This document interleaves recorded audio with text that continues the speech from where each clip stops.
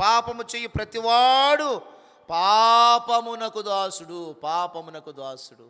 ఒక్కొక్కరికి చుట్ట కాల్చడం అంటే మహా ఇష్టం. ప్రార్థన మానరు, చుట్ట కాల్చడం మానరు. ఒక్కొక్కరికి ఒక్కొక్క రకమైన కొన్ని పాపాలు ఉంటాయి. ఆ పాపము వాళ్ళు విడిచిపెట్టరు, దేవుణ్ణి విడిచిపెట్టరు. మీకు అర్థమైందా? ఆ పాపాన్ని విడిచిపెట్టరు, దేవుణ్ణి విడిచిపెట్టరు. బైబిల్ గ్రంథం అటువంటి వాళ్ళ గురించి చెప్తుంది. ఏమని?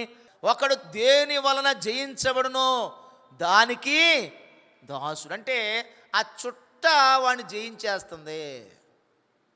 అంటే దేనికి దాసుడు అయిపోయాడు? ఇప్పుడు 6 అడుగులున్న ఎంత ఎత్తున్న మనిషి 2 అంగుళాలు ఉన్న చుట్టకే ఏమైపోతున్నాడు? లోబడిపోతున్నాడు, దాసుడైపోతున్నాడు. అని లేవగానే ఆ చుట్టనే ఎత్తుకుంటాడు వాడు, ఆ చుట్టనే కాల్చాలి వాడు. ప్రియులరా, ఇలాగ మనుషులు ఒక్కొక్క పాపానికి ఏమైపోతున్నారంటే, కొంతమంది అందరు చుట్టలు కాల్చరు, ఒక్కొక్కళ్ళు ఒక్కొక్కటి ఉంటుంది. దానికి వాడు ఏమైపోతున్నాడు? దాసుడు, దాసుడు, దాసుడు.